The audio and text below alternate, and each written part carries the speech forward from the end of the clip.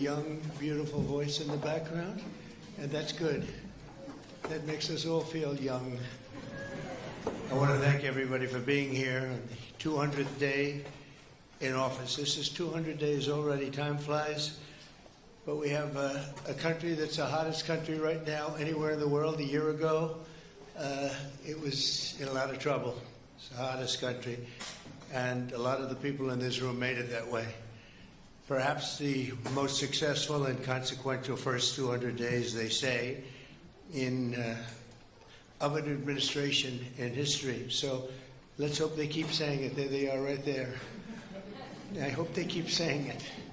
But even more importantly, this is also National Purple Heart Day, and we're here to honor and celebrate the unyielding patriotism and grit and devotion to America's Purple Heart veterans. Is great emotion and great love. The Purple Heart dates back to August 7th, 1782. That's a long time, when General George Washington awarded a heart-shaped purple cloth to 3 soldiers for outstanding gallantry and service in battle. This afternoon, we're joined by dozens of Purple Heart recipients and their families, and just as General Washington did 243 years ago, today we give our everlasting thanks to you and your unbelievable families. We want to thank you very much for being here. It's my joy.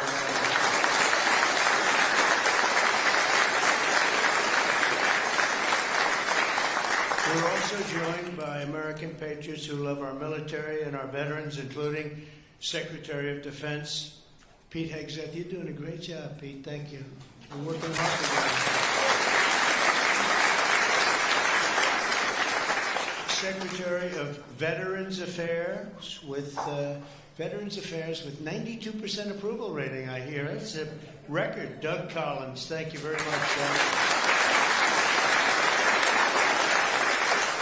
The Director of National Intelligence, Tulsi Gabbard. She's got a lot of interesting things happening in the last 2 months. Keep it coming, Tulsi, keep it coming. Chairman of the Joint Chiefs of Staff, General Dan Kane, my friend. He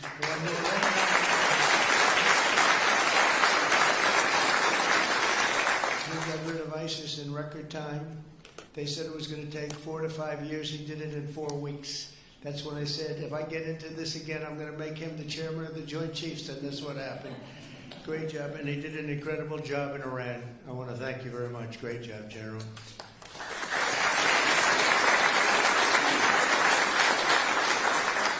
Deputy Secretary of Energy and Purple Heart recipient, James Danley. James, thank you very much, James. And Medal of Honor recipient, Captain Paris Davis. Thank you. Where are you? Where might he be? Oh, look at you. You're better looking than I am, I'll tell you that. Thank you.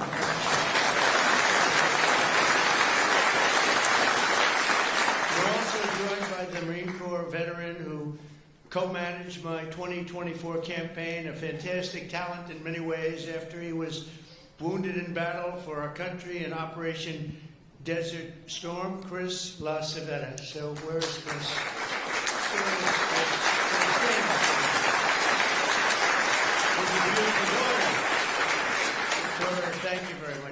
Thank you very much for being with your father. It's very nice. Every Purple Heart tells a story of courage, sacrifice, and purpose. It speaks of a price paid for the soldier beside you, the country behind you, and the generations of Americans yet to come. And we have some great generations to follow. It's going to happen. Those who wear this medal ran into bullets, faced ferocious bombs, and shed their blood on the field of battle. We will never forget what they did. We will always use them as an example of bravery and courage and strength. And we will also always think, when we look at them, of our great American flag. We want our great American flag to be strong, and it's stronger than ever. Since day one, my administration has used every power we have to fight for those who have fought for America. In 6 months, we have reduced the backlog of veterans' waitings, and that waiting list was very long, Doug, wasn't it, huh? For the benefits, and by It's 37%. So it's just, is that all you did, Doug? 37? I don't know, huh? That's incredible, actually. You're getting tremendous marks, and we appreciate it very much. We processed more than 2 million disability benefit claims this fiscal year, on track for the most ever. In fact, not even close. We're slashing wait times at the VA medical centers, and we're bringing back VA choice and VA accountability. As you know, we had it, and then the previous administration, let's go with the Biden administration, they decided to get rid of it. And you know, choice is where if you wait in line for an extended period or you're not going to see a doctor for a while, you have the right to go out and get a doctor, and we'll pay for it, and you get yourself all fixed up real fast. You don't have to wait 6 weeks, 8 weeks, months like they were doing. And VA accountability, I'm very proud of those. We got them passed. Actually, Doug, you were a member of Congress when we did. You helped us a lot. But we got them passed in the legislature, so they're with us forever. And yet Biden found a way to not use them. But VA accountability, that's when we have bad people in the Veterans Association that were taking advantage of people, hurting people, and they weren't in prime time. In prime time, they wouldn't have touched them, but they weren't quite in prime time, and they were doing bad things. They were sadists, they were thieves, and some bad people. We had 9,000 of them. We fired every one of them, and it was a great thing. And then he put some of those people back. I don't know why they did that, but they did it. But we got them out again, I think, Doug, right? So it's good. So we had VA choice, VA accountability, something we're very proud of. I'm also working to keep my promise to end veterans' homelessness in America. In May, I signed an executive order to open the National Center for Warrior Independence in Los Angeles, California, which will house up to 6,000 homeless vets. It's going to be beautiful.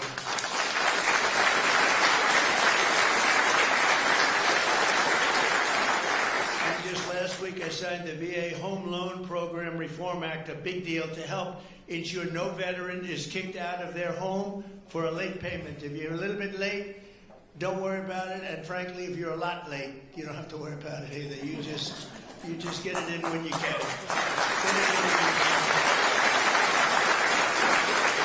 America's veterans have done their duty for us, and under the Trump administration, we are doing our duty for you. Okay? That's the way it's supposed to be.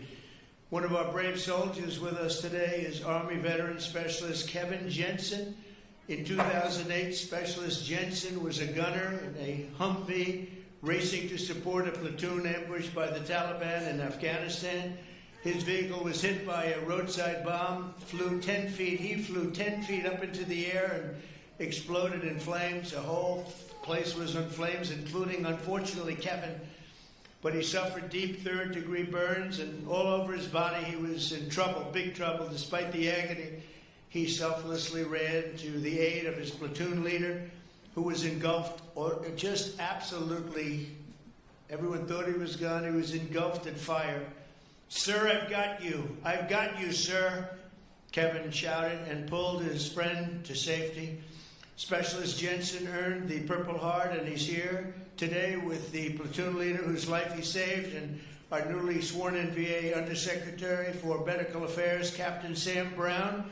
Kevin and Sam, please stand, and I know Sam very well. Sam is great.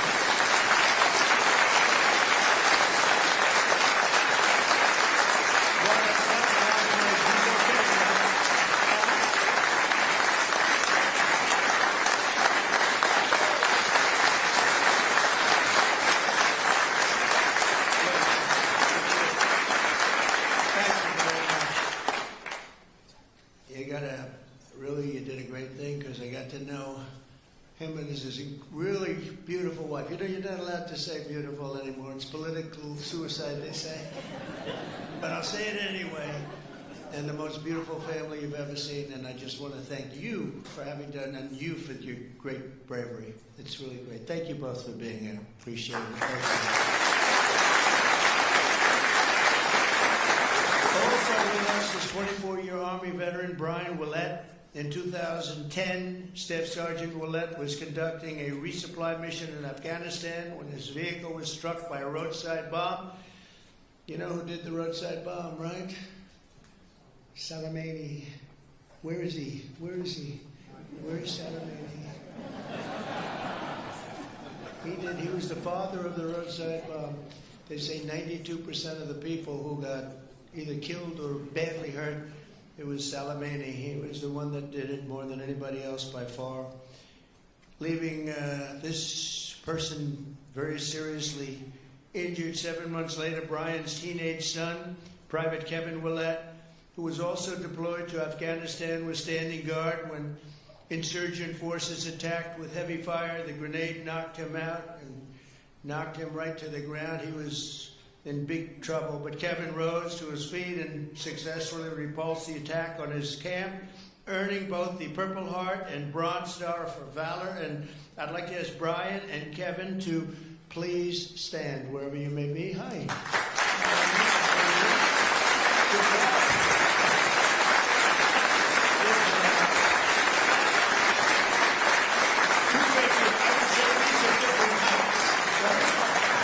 These are different types, right? But same blood, that's all we care. It's very good. You both look great. Thank you both very much. Appreciate it. We're also joined by Marine Corps veteran Staff Sergeant Thomas Mateo, wounded 6 times during 2 tours in Vietnam. At the end of his first tour, shrapnel sliced open his abdomen and he was left bleeding and they thought he was gone. He was on the jungle floor for a long period of time, but he recovered and chose to go back and fight. Thomas later continued to protect our citizens as police chief of Hialeah Gardens and Inverness. That's 2 good places. We love those places. We love Florida. Every time I ran there, I won, so I gotta love it, right? Set records. We have the all-time record, Thomas. And he was one of the very rare 6-time recipients of the Purple Heart. Boy, you got hit. Where's Thomas? 6 times. You gotta be kidding. That's pretty tough stuff. And look at you. You look fantastic. So did it have any negative impact on you, would you say, now that you're recovered, fully recovered, would you say? Did you get any extra aches and pains or anything? That's it. That's called the naked of pain. That's right. I know. I have the whole list. It's amazing, and you look great. Thank you very much.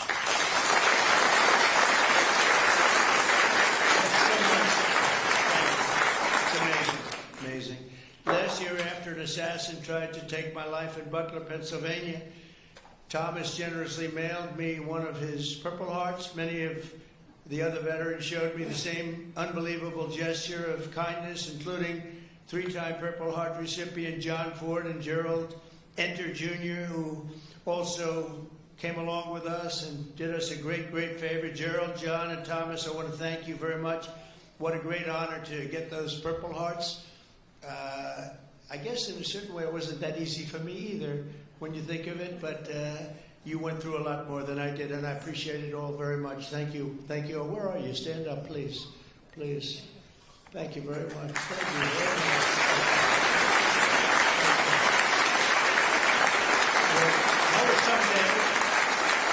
That was someday we had together, huh? That was someday we had together. Thank you both very much. Thank you all.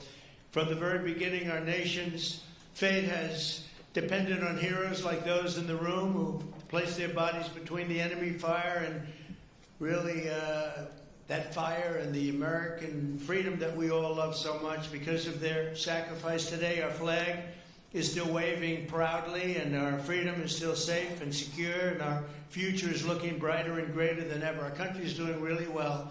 We're very proud of our country. We had that mission. I watched those B-2 bombers with those pilots. We had them in the Oval Office celebrating their incredible bravery and talent, pure talent. Every single bomb hit its mark perfectly.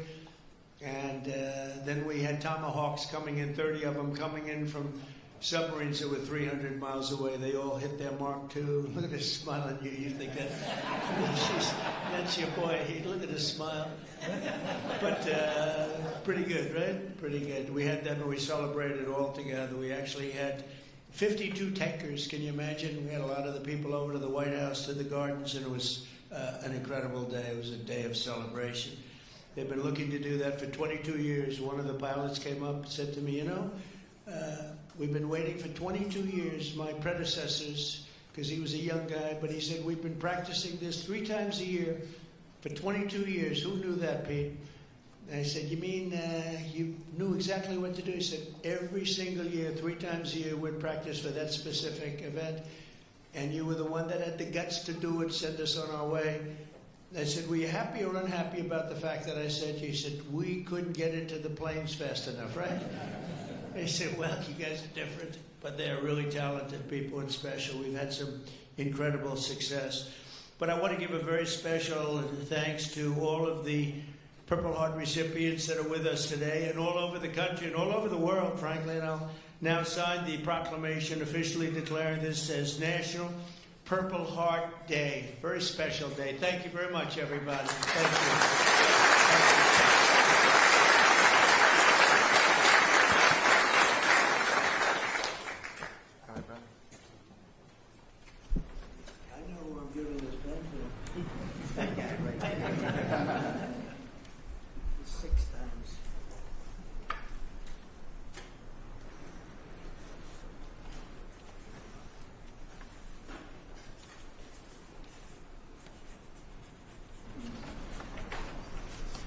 And that is not done by an auto pen.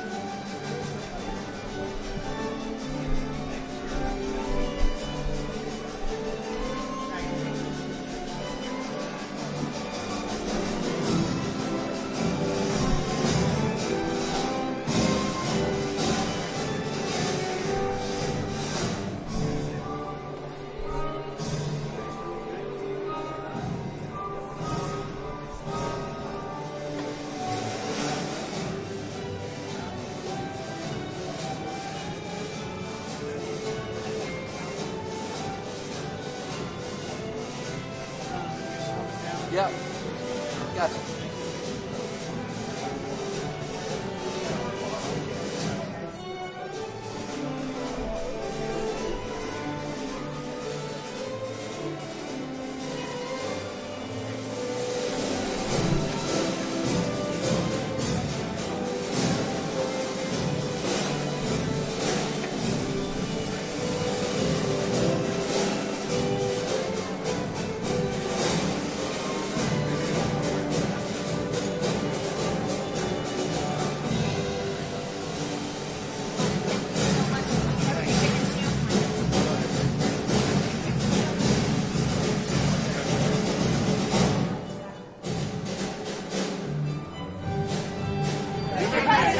You do it.